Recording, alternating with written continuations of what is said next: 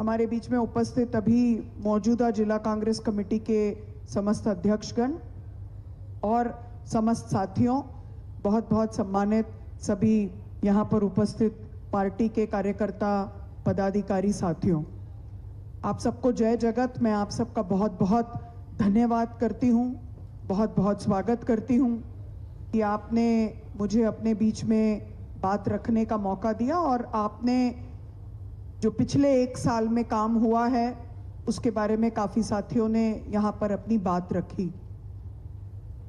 अभी हम सब सरकार में हैं, हमारे सामने सबसे बड़ी चुनौती क्या है? हमारे सामने सबसे बड़ी चुनौती ये है कि हम लोगों की कसौटी पर खरा उतरते हैं या नहीं। ये जो साल है ये कांग्रेस पार्टी के लिए ये कहना चाहिए कि एक धूरी है। इसी साल में 100 साल पहले गांधी जी ने कांग्रेस की अध्यक्षता स्वीकार की, बेलगाम में कांग्रेस की अध्यक्षता स्वीकार की और उन्होंने हम सब राजनीतिक कार्यकर्ताओं के लिए, सार्वजनिक जीवन में काम करने वाले कार्यकर्ताओं के लिए, हम सबके लिए एक जंतर दिया है। अगर हम अपनी आंखें बंद करें और सबसे गरीब व्यक्ति का चेहरा अपनी आंखों के सामने लेकर आएं, उसके चेहरे पर अगर हमारे फैसले से कोई खुशी आती है, उसके आंसू कम होते हैं, उसमें कोई उत्साह आता है, तो हमको मानना चाहिए कि हम सही दिशा में हैं। और अगर हम वो नहीं कर पा रहे हैं तो हमको उस दिशा में बढ़ना है। ये हमारी धुरी है। पाश्चात्य देशों में, वेस्टर्न देशों में वो ज्यादातर लोगों की ज्यादातर खुशी से लोकतंत्र को नापते हैं, जिसमें सबसे ज्यादा लोगों को खुशी मिले। लेकिन हमारे राजनीति का आधार वो नहीं है। हमारे राजनीति का आधार है कि अंतिम पंक्ति में खड़े अंतिम व्यक्ति के आंसू हम पोंछ सकते हैं या नहीं, और वो हमारे लिए बहुत महत्वपूर्ण है। हम सब कांग्रेस के कार्यकर्ता हैं। मुझे पूरा विश्वास है और पूरा यकीन है कि कांग्रेस के कार्यकर्ताओं की बहुत मेहनत के बाद और बहुत तरह के विरोध को सहन करने के बाद प्रदेश में कांग्रेस की सरकार बनी। बहुत कम लोग ये उम्मीद करते थे कि तेलंगाना में इतना बड़ा बदलाव आएगा, और लेकिन वो बदलाव आया। अभी हमारे सामने और बड़ी चुनौती है। वो चुनौती ये है कि हम अपने विचार के मुताबिक काम करते हुए अपनी सरकार को दोबारा लेकर आए। ये जो संविधान की किताब है, इस संविधान के आधार पर भारत जोड़ो यात्रा के बाद और भारत जोड़ो न्याय यात्रा के बाद राहुल जी ने इस संविधान को आधार बनाकर लोकसभा के चुनाव में वोट प्राप्त करने के लिए एक पिच तैयार किया। तो हमारे सामने क्या चुनौती है कि दूसरों के बनाए राजनीति के मैदान में हम अपने लिए संभावना ढूंढेंगे या हम अपने राजनीति का मैदान तैयार करेंगे। ये दूसरा ऑप्शन बहुत मुश्किल है, इतना आसान नहीं है, क्योंकि आपके प्रदेश में जो दूसरी रीजनल पार्टी है उसमें और भारतीय जनता पार्टी में कोई बहुत अंतर नहीं है। लेकिन हमारे सामने चुनौती है कि हम उनसे कैसे लड़ेंगे।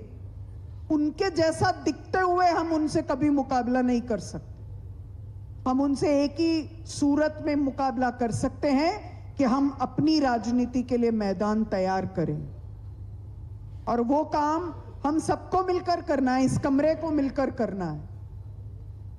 मुझे लगता है कि वो काम कोई मुश्किल काम नहीं है। आप में से काफी लोगों ने कांग्रेस के विरासत की बात की। इस पार्टी के कार्यकर्ताओं ने अंग्रेजी साम्राज्यवाद के खिलाफ लड़ाई लड़ी है। इस पार्टी के कार्यकर्ताओं ने जमींदारी उन्मूलन की लड़ाई लड़ी है। इस पार्टी के कार्यकर्ताओं ने जो संप्रभुत्व संपन्न जातियां थी उनके शोषण के खिलाफ लड़ाई लड़ी है, बाबा साहब और गांधी जी के पद चिन्हों पर चलते हुए। इस पार्टी के कार्यकर्ताओं ने लैंगिक तौर पर जो डोमिनेंस है उसके खिलाफ लड़ाई लड़ी है। इस पार्टी के कार्यकर्ताओं ने सामाजिक आर्थिक बदलाव के लिए लड़ाई लड़ी है, तो इसी पार्टी के कार्यकर्ता सामाजिक आर्थिक न्याय की भी लड़ाई लड़ सकते हैं। इसमें हम सबके सामने अभी 4 साल का समय है। आपकी पार्टी की यहाँ पर सरकार बनी, हमारी और आपके पार्टी की। हमारे मुख्यमंत्री जी ने सरकार का नेतृत्व करते हुए अनेक काम किए। जिन जिन चीजों का वायदा हम लेकर गए उनको पूरा करने की कोशिश की। मुझे लगता है कि इतनी शिद्दत के साथ ये कोशिश और कहीं पर नहीं हुई होगी। लेकिन एक बात और है कि जो बदलाव हम सरकार के तौर पर लेकर आते हैं, वो बदलाव हमारे अपने अंदर व्यवहार के तौर पर अगर नहीं दिखेगा तो लोगों का हमारे साथ विश्वास कायम नहीं होगा, और वो ही कायम करने की हम सबकी जिम्मेदारी है। छोटी मोटी कमियां होती हैं, आप में से काफी लोगों ने उसकी बात की। समन्वय की कमी होती है, हमको लगता है कि संवाद नहीं हो पाया है, हमको लगता है कि संगठन का पूरा काम अभी फैलाव नहीं हुआ है, लेकिन हमारे पास अभी समय है कि हम उस काम को अपनी प्राथमिकता के आधार पर पूरा करें। हमारे वो कार्यकर्ता जो कि इस पार्टी के प्रति वफादार रहकर 10 साल काम किए, उनकी प्राथमिक सुनवाई होना जरूरी है। उनको लगना चाहिए कि ये उनकी सरकार है। इस सरकार के जरिए वो न्याय की लड़ाई लड़ सकते हैं, गरीब लोगों की मदद कर सकते हैं और उनकी लड़ाई लड़ सकते हैं। दूसरी बात जो हम सबके लिए जरूरी है कि एक तरफ उनकी सुनवाई है, लेकिन दूसरी तरफ हम सब कार्यकर्ताओं की ये जिम्मेदारी भी है, सरकार में आ जाने के बाद सरकार के दल वाले कार्यकर्ता का जीवन सबसे ज्यादा पारदर्शी, सरल और जवाबदेही पूर्ण हमको बनाना पड़ेगा। अगर ऐसा नहीं हुआ तो बहुत जल्द हमारे ही अपने कार्यकर्ताओं के बारे में लोगों के बीच में जो धारणा बनेगी वो हमको मदद नहीं करेगी। बहुत सारे लोगों को और गांव में तो ये दिखाई देता है कि कल तक हम कैसे थे और आज हम क्या हो गए हैं। वो ध्यान रखना हम सबकी जिम्मेदारी है। केवल एक्टिंग के लिए नहीं, अभिनय के लिए नहीं, वास्तविक तौर पर हम उसको कितना कर पाते हैं। राहुल जी ने हम सबके साथ जातिगत जनगणना की बात की।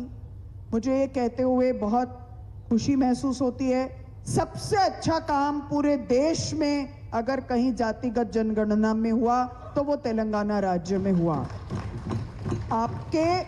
आपके इस जातिगत जनगणना के बारे में पार्टी के कार्यकर्ताओं ने नहीं, जो सामाजिक चिंतक हैं, जो सोशल साइंटिस्ट हैं, वो ये बात कहते हैं कि ये बहुत अच्छी तरह से हुआ है। अब इस काम को आगे ले जाना जरूरी है दो तरह से। एक तो हमारे कार्यकर्ताओं को मालूम होना चाहिए कि हम क्या करने वाले हैं, और कार्यकर्ता उस संदेश को लेकर गांव-गांव जा सकें। दूसरी बात ये कि जो सामाजिक आर्थिक सर्वे में से निकल कर आया, उसने हमारे सरकार को एक एजेंडा तैयार करने का मौका दिया है। उसकी भी डिलीवरी हमको करनी है, जिसका जिक्र हमारे कैबिनेट के मंत्रियों ने यहां पर रखा, उन्होंने उसकी बात रखी। दूसरी बात जो हमारे सामने बहुत जरूरी है और इसको हम लिंक कर सकते हैं, ये जो जय बापू जय भीम जय संविधान कार्यक्रम दिया है, आपने उसमें कहा कि आजादी को जोड़ना चाहिए। कांग्रेस के अलावा आजादी की क्रांति की विरासत किसी भी और दल के पास नहीं। हमको वो उस काम को रिक्लेम करना चाहिए। हमसे ज्यादा इस देश की एकता अखंडता के लिए, इस देश की आजादी के लिए न तो पहले कोई लड़ा, न भविष्य में ही कोई लड़ेगा। लेकिन वो हमारे व्यवहार में भी आना है, और उसी के लिए मेरा निवेदन होगा, जातिगत जनगणना में जो हम सामाजिक आर्थिक न्याय का मामला लेकर आए हैं, जो हमारे अलग अलग न्याय पत्र के 5 सूत्री कार्यक्रम है, उसको लेकर हम गांव-गांव में जाएंगे, तब जाकर के उसका संदेश गांव में पहुंचेगा। और जो सरकार कर रही है उसके साथ साथ संगठन का भी काम आगे बढ़ेगा। उसके लिए ये बहुत जरूरी है कि हमारे जिले पे उसकी मीटिंग हो, हम एक कैलेंडर जारी करें। मैं प्रदेश कांग्रेस अध्यक्ष जी से निवेदन करूंगी कि हम बैठकर एक पूरा कैलेंडर बनाएं, जिला स्तर पर कब मीटिंग होगी, मंडल स्तर पर कैसे मीटिंग होगी, फिर हम ग्राम पंचायत तक इस कार्यक्रम को लेकर कैसे जाएंगे, हमारा एजेंडा क्या होगा, हमारे पर्चे क्या होंगे, हमारा संदेश क्या होगा, उसको हमको करना चाहिए। 8 और 9 अप्रैल में गुजरात में एआईसीसी का एक अधिवेशन हो रहा है, उसके पहले हमको अपने इस कार्यक्रम को आगे ले जाने की जरूरत है। मैं ये भी साथ में जोड़ना चाहती हूं कि जहां हम ये बात करते हैं कि कार्यकर्ता की सुनवाई सरकार में होनी चाहिए, कार्यकर्ता का प्रतिनिधित्व सरकार में रहना चाहिए, जिसका प्रयास आपके राज्य में शुरू हुआ है। बहुत सारे मोर्चा संगठन और डिपार्टमेंट के अध्यक्षों को अवसर मिला है। अब हमारे सामने जो दूसरी बड़ी चुनौती है कि हमारे कार्यकर्ताओं के जरिए हमारे पार्टी के सिद्धांत, हमारे आदरणीय नेता राहुल जी के जो